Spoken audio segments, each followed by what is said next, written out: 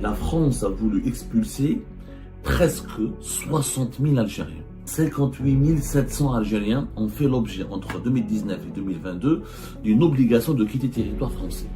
Une OQTF, une menace pour l'ordre public et pour la tranquillité publique. Donc les autorités françaises lui demandent de quitter le pays, cherchent à l'expulser. Et j'imagine que ce chiffre s'est aggravé puisqu'il y a eu 2020-2023 et cette année 2024. Donc nous sommes, si on actualise certainement ces chiffres, nous sommes au-delà de 60 000 Algériens que la France veut expulser. Et sur ces 60 000, il y a uniquement 2600 expulsions qui ont été effectuées. Et le plus dur pour les autorités françaises, c'est les délinquants. C'est les personnes qui menacent l'ordre public, c'est par exemple les migrants clandestins qui sont impliqués dans des vols. L'immigration est une arme qu'utilise le régime algérien régulièrement dans ses rapports de force avec la France. Sur 60 000 expulsions, l'Algérie n'a récupéré que 2600 personnes.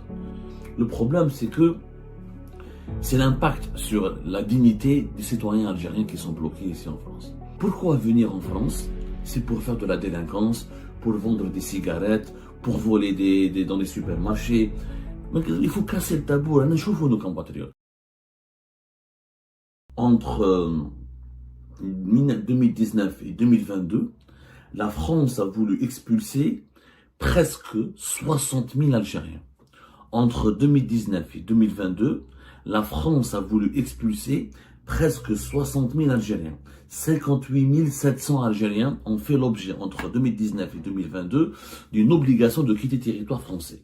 Une OQTF. OQTF en France, c'est l'obligation de quitter le territoire français. Cela signifie c'est une mesure décidée par les préfectures en France, les autorités françaises, pour les expulser, pour demander à un étranger en situation irrégulière, ou là, un étranger qui a été en situation régulière mais qui n'a pas pu renouveler sa carte de séjour parce que les autorités françaises ne veulent pas lui renouveler sa carte de séjour parce qu'il fait l'objet parce qu'il est considéré comme une menace pour l'ordre public. Une menace pour l'ordre public et pour la tranquillité publique. Donc les autorités françaises lui demandent de quitter le pays, cherchent à l'expulser. Les OQTF, il y a deux types d'OQTF. Il y a une OQTF, elle est accompagnée d'un délai. Souvent quand les préfectures donnent des OQTF, il y a un délai de 15 jours à 1 mois, c'est-à-dire on appelle ça un délai de départ volontaire. C'est-à-dire que les autorités françaises donnent à l'étranger la possibilité, le choix, un délai pour qu'il quitte lui-même volontairement le pays. Au-delà de ce mois, dès qu'il est arrêté ou contrôlé, son nom est inscrit sur un fichier, il est arrêté, il est expulsé manu militari ou il est placé dans un centre de rétention en attendant son expulsion vers l'étranger. Il y a les OQTF qui sont beaucoup plus sévères, c'est les OQTF sans délai, c'est-à-dire on te dit tu as maximum 48 heures où là tu dois quitter le territoire français. Donc presque 60 000 Algériens, je dis bien presque 60 000 Algériens, on est 58 700, c'est énorme, en 3 ans, 2019, 2020, 2021, en 4 ans. On fait l'objet d'une OQTF. La France a cherché à expulser presque 60 000 Algériens. Et j'imagine que ce chiffre s'est aggravé parce qu'il y a eu 2023 et cette année 2024. Donc nous sommes, si on actualise certainement ces chiffres, nous sommes au-delà de 60 000 Algériens que la France veut expulser. Et sur ces 60 000, il y a uniquement 2600 expulsions qui ont été effectuées, parce qu'il faut savoir pour que la majorité des étrangers, pas uniquement des Algériens et des Algériens, personne ne quitte la France volontairement quand il a une OQTF. Tout le monde essaie de rester, de fuir, parce qu'il y a la possibilité de la contester. On peut la contester auprès d'un tribunal administratif, on peut contacter le ministère de l'Intérieur, un recours auprès du ministère de l'Intérieur, un recours auprès de la préfecture ou de la sous-préfecture qui a prononcé ou qui a édicté cette OQTF. Il y a des moyens de recours. Même quand les moyens de recours sont épuisés, la majorité des étrangers ne quittent pas la France quand ils ont une OQTF. Il y a pratiquement, à l'image des étrangers, aucun Algérien pratiquement ne quitte la France, même s'il fait l'objet d'une OQTF. Donc, ils vivent en clandestinité, ils espèrent régulariser leur situation en travaillant au noir, en rassemblant des fiches de paie, etc. Ou en faisant des mariages, en se mariant avec des Français et des Françaises. On essaie de trouver des solutions pour, à moyen terme ou à long terme pour avoir les papiers. Mais le plus dur, c'est un sujet, le plus dur pour les autorités françaises, c'est les délinquants. c'est les personnes qui menacent l'ordre public, c'est par exemple les migrants clandestins qui sont impliqués dans des vols armés, à main armée, ou là, des vols à l'arraché, ou là, dans des actes de délinquance. Les délinquants font partie, parce que les OQTF ne touchent pas que les délinquants. Donc on ne sait pas, la Cour des comptes française ne nous dit pas les motifs. Est-ce que c'est une menace à l'ordre public ou là juste non-renouvellement du titre de séjour ou là, parce qu'il y a des OQTF, il y a des Algériens et des Algériens qui font l'objet d'une mesure d'expulsion du territoire français, ils ne sont pas délinquants. Parce que clandestin, des fois un simple contrôle à la police, il remarque, c'est un Algérien clandestin, on lui fait une OQTF. Alors qu'il n'a pas, mis à part qu'il est en séjour irrégulier sur le territoire français, il n'a pas commis un acte de délinquance. Il s'en est pas pris, il n'a pas volé, il n'a pas tué, il n'a pas agressé. Mais le pire, ce sont les délinquants qui font l'objet d'une OQTF et que la France n'arrive pas à expulser. Et quand on voit ces chiffres, effectivement, on comprend, je l'ai toujours dit, que l'immigration est une arme qu'utilise le régime algérien régulièrement dans ses rapports de force avec la France. C'est une arme. Sur 60 000 expulsions, l'Algérie n'a récupéré que 2600 personnes. C'est quand même, on n'est même pas dans un 10%, on n'est même pas, je sais même pas, 3 ou 4%. Même pas 10%. 10% ça fait 6 000, 5% ça fait même pas 5%. On est entre 4 et 3%.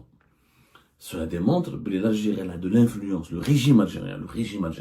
Malheureusement, c'est pas l'Algérie, c'est le régime algérien. Je vais vous dire pourquoi après. Utilise l'immigration, utilise les clandestins algériens, utilise la question migratoire pour faire pression sur la France, pour faire du chantage à la France, pour faire un bras de fer avec la France. Vous allez me dire, en géopolitique, c'est de bonne guerre. C'est vrai, c'est de bonne guerre. Le Maroc le fait largement avec l'Espagne et la France aussi. Beaucoup de pays, la Turquie le font, la Turquie l'a fait aussi avec les pays de l'Union européenne. Le problème n'est pas vraiment là. Le problème, c'est que c'est l'impact sur la dignité des citoyens algériens qui sont bloqués ici en France. À partir du moment quand tu veux utiliser des personnes, comme des migrants, comme les clandestins, comme les haragas, comme les délinquants, comme moyen de pression sur les autorités françaises, parce que là, c'est quoi le problème avec entre la France et l'Algérie? Dès qu'il y a une crise politique, l'Algérie suspend les laissez-passer consulaires, parce qu'une OQTF ne peut pas, si le gars a son passeport algérien, il n'y a pas de problème. Il dort l'aéroport, etc. Mais la majorité des personnes clandestines, des migrants clandestins, des Algériens qui sont en séjour irrégulier ou là arrêtés en France pour des infractions graves, n'ont pas leur passeport algérien. Des fois, ils refusent de révéler leur nationalité. Ils se font passer pour des Syriens, pour des Afghans, pour ne pas se faire expulser. Donc, dans ce cas-là, il faut un laissez-passer consulaire. Il faut que le consulat d'Algérie, qui sont au nombre de 20 en France, c'est énorme, délivre un laissez-passer consulaire pour que qu'avec ce laissez-passer consulaire, l'Algérien peut aller prendre un avion pour revenir dans son pays. Et c'est là où le régime algérien utilise son poids, utilise cette arme. Tant que la France ne satisfait pas certains désirs, certains souhaits, certaines exigences, ou là n'applique pas certaines revendications du régime algérien, et bien la délivrance des laissez-passer consulaires, elle est gelée, bloquée, ou là elle tourne au ralenti, ce qui met la France dans une situation, ce qui met les autorités françaises dans une situation périlleuse, parce que un étranger, quand il n'est pas expulsé, il est dans un centre de rétention administrative, c'est pas des prisons, c'est des centres de rétention, c'est-à-dire, c'est pas un régime carcéral, ils circulent à l'intérieur, ils peuvent pas quitter le centre, mais apparemment, la durée, en moyenne, normalement et légalement parlant, en général, généralement, la durée du placement d'un migrant étranger qui doit être expulsé dans un centre de rétention administrative, elle est entre 1 et 3 mois. Au-delà de 3 mois, il doit être libéré parce qu'il n'y a pas de place. Puisque c'est pas une peine privative de liberté, on n'a pas le droit de le garder. Il n'a pas été condamné à la prison. Ou il est condamné à la prison, ou il doit quitter le pays. Mais comme il n'a pas pu quitter le pays parce que son pays d'origine ne lui délivre pas les papiers, souvent ils sont libérés, ou là ils sont remis en liberté, hors de droit de l'immigrant clandestin, jusqu'à ce qu'ils soient arrêtés encore une fois. C'est une misère pour la France. Mais c'est une véritable misère. Et là, l'extrême droite française, elle utilise régulièrement ces problèmes de l'immigration pour alimenter son discours politique, pour effrayer les Français et les Françaises, et pour utiliser les étrangers comme bouc émissaire, dont les étrangers sont à l'origine de tous les problèmes du pays. Ce n'est pas vrai, bien sûr, parce qu'il y a beaucoup d'étrangers, notamment les Algériens et les Algériens, qui travaillent énormément, la sueur de leur front, dans le BTP, dans la restauration, dans les entreprises, qui sont très tranquilles, etc., et qui ne font pas de problème. Mais malheureusement, il y a une minorité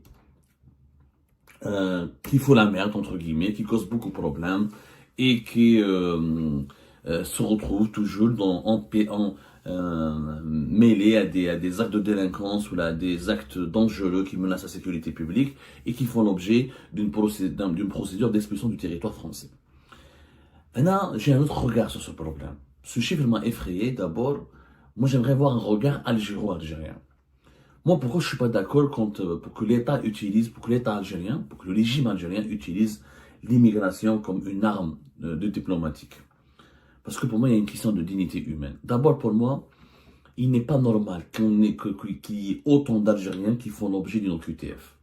Et ne me dites pas que les Français sont racistes, etc. Je n'y crois pas. Nous sommes tellement nombreux ici. On a une communauté de 5 millions. Belek, les personnes qui sont sans papier, je dirais minimum 200 000 Algériens. Minimum. Il y a au moins en France presque 1 million d'Algériens qui vivent en France et qui sont nés en Algérie. 60 000 personnes qui font l'objet d'une OQTF, c'est extrêmement humiliant pour notre pays parce que je considère que chaque Algérien à l'étranger, il est l'ambassadeur de son pays.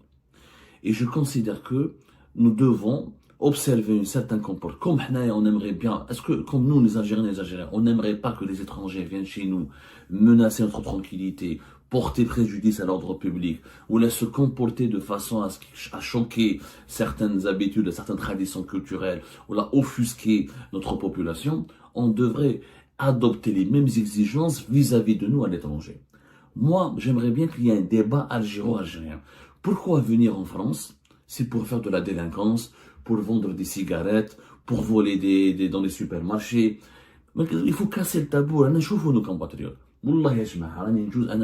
Quand je me promène à Paris, ou là dans les autres grandes villes françaises, quand je vois dans certains quartiers, comment les membres de notre communauté, comment ils souffrent de la précarité, parce que quand tu n'as pas de papier, il y a 3 catégories de migrants algériens en France. Première catégorie, celles qui sont venus pour faire des études, etc., qui ont réussi, ils sont restés, ils ont créé des entreprises, ils ont trouvé du travail, ils sont extrêmement intégrés, et c'est la fierté de l'Algérie, ils donnent une très belle image de notre pays. La deuxième, c'est les personnes qui sont venues sans papier, mais qui ne font pas de délinquance, qui n'ont pas versé dans la délinquance, qui n'ont pas dévié du droit chemin, qui ont travaillé, à force de travailler, ils se sont fait les papiers, ou ils se sont installés, ils ont même fondé des familles en France. La troisième catégorie, c'est la catégorie la pire des catégories, et c'est la plus malheureuse et la plus sinistre, c'est des migrants qui viennent et qui sombrent dans l'alcool, dans la toxicomanie, dans l'alcoolisme, dans le trafic de drogue, dans la délinquance, dans les bandes dans les bandes armées, les bandes mafieuses, et les associations de malfaiteurs, et ça alimente malheureusement le discours de l'extrême droite. Il faut savoir, il faut comprendre, quand les Français voient qu'il y a autant d'étrangers qui volent ou là, dans les métros, ou là qui volent dans les supermarchés, ça alimente le discours de l'extrême droite. Et malheureusement, on trouve l'extrême droite en France qui est en train de monter en puissance en utilisant essentiellement les questions liées à l'islam et à l'immigration. Donc chaque Algérien doit être l'ambassadeur de son pays. Moi, je ne comprends pas l'attitude des autorités algériennes. Quand quelqu'un est vraiment dans la misère, ils vendent des cigarettes dans les gares, ils n'ont pas où loger, ils doivent faire barbès, des fois pour comment manger, ils sont obligés de racketter, de voler ou là dans les places publiques. Pourquoi laisser nos compatriotes à l'abandon dans les plus grandes villes? Il y a notamment des mineurs, il y a même des mineurs non accompagnés. On n'a même pas leurs chiffres. On en a parlé en Algérie. Il y a beaucoup de mineurs non accompagnés. C'est des haragas qui viennent à l'âge de 15 ans, 16 ans. Ils prennent le risque de faire la traversée de la Méditerranée. Ils arrivent en Espagne. Ensuite, ils fuient l'Espagne pour venir en France. 95% des haragas algériens qui débarquent ou là qui arrivent sur les plages espagnoles prennent le chemin de la France. Ils ne restent jamais en Espagne. Parce que pour des motifs de langue, parce qu'ils ont des connaissances ou des liens ou des parents qui vivent en France. Quand ils viennent ici, beaucoup sombrent dans la délinquance et ils sont malheureusement des fléaux sociaux et ils deviennent des locs. Ils deviennent des personnalités, des personnes infréquentables. Ils perdent leur dignité. Parce que quand tu deviens toxicomane, alcoolique, quand tu deviens voleur, quand tu es impliqué dans des affaires de viol, etc. Il y en a beaucoup. Il faut dire la vérité. La chronique judiciaire en France, on peut faire une chronique. C'est pas que des faits divers. Malheureusement, il y a beaucoup de nos ressortissants qui sont impliqués dans des affaires de délinquance. Sur les 60 000 personnes que la France cherche sur les 60 000 Algériennes et Algériens que la France cherche à expulser, ce sont pas tous des personnes de bonne famille, ou là, de bonnes mœurs, ou là, des personnes innocentes. Parce qu'il faut dire la vérité, quand un Algérien travaille en France, quand il fait pas de conneries, personne ne va l'expulser. Il y a des droits ici. Il y a de véritables droits. Il y a des droits. C'est pas un pays parfait, la France, mais il y a des droits. Il y a des lois qui le protègent, etc. Et beaucoup d'Algériennes et d'Algériens vivent bien en France et sont bien intégrés et apportent vraiment de la richesse et de la diversité et de la valeur ajoutée à la France et contribuent au développement de la France. Mais malheureusement, d'autres Algériens sont devenus un poids lourd, sont devenus une charge, sont devenus même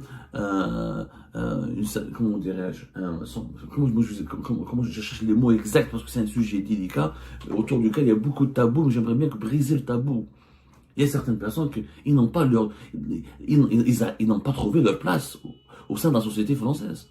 Ils n'ont pas trouvé leur place sur le territoire français.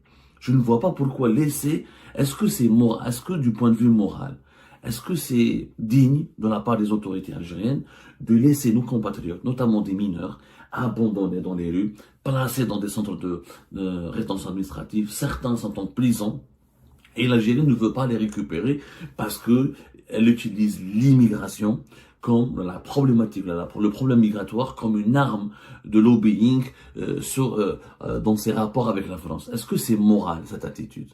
C'est la question que j'aimerais qu'on se pose. Est-ce que c'est moral? À un moment donné, il faut que les dirigeants algériens pensent à ces migrants algériens qui ils dorment sous des ponts, ils sont devenus tellement toxiques. Je vois les jardins publics, il y a des Algériennes et des Algériens qui vivent dans une misère atroce en France. Ils n'ont pas réussi à s'intégrer, ils n'ont pas réussi à trouver du travail, ils n'ont pas réussi à trouver des papiers, à régulariser leur situation. C'est pas, il n'y a aucun bonheur pour eux, ils ne ressentent aucun bonheur pour continuer à demeurer, à séjourner encore en France. Dans ce cas-là, il vaut mieux revenir dans son pays. On a un grand pays, on a un beau pays. Quand tu réussis pas, tu as immigré, tu n'as pas réussi, il faut accepter l'échec. Il faut revenir dans ton pays. Il vaut mieux qu'un jeune Algérien ou qu'une jeune Algérienne revienne sain et sauf dans son pays, tout en préservant son honneur et son dignité, que de verser dans la délinquance, dans le trafic de drogue, dans la toxicomanie, dans les bandes, dans les associations de malfaiteurs. Ça c'est l'image de notre pays qui est en jeu. Et ben voilà les amis, c'était ça. Je vous remercie comme d'habitude pour avoir suivi la vidéo jusqu'à la fin. Et je vous remercie aussi pour votre soutien, pour vos encouragements. Et ben voilà, dans cette vidéo, on a bien vu que la France commence à sortir les chiffres. Donc voilà, petit à petit, la France va vraiment mettre les pas sur l'accélérateur et va vraiment mettre de la pression sur l'Algérie. Commençons par le dossier de l'immigration, parce que c'est ce qui fait mal à la société française de façon directe et de façon quotidienne, en fait. La vie en Algérie, en France plutôt, bah, c'est un lapsus, c'est devenu l'Algérie aujourd'hui, c'est encore plus violent, hein. Il y a des gangs, il y a des armes à feu, c'est vraiment, surtout ces 2 dernières années, la violence a vraiment fait, si vous entendez parler de la DZ Mafia, ça, c'est un fait. C'est tout récemment que ça a éclaté en France. On a même arrêté le boss de ce gang, mais il y a toujours des. C'est le plus grand.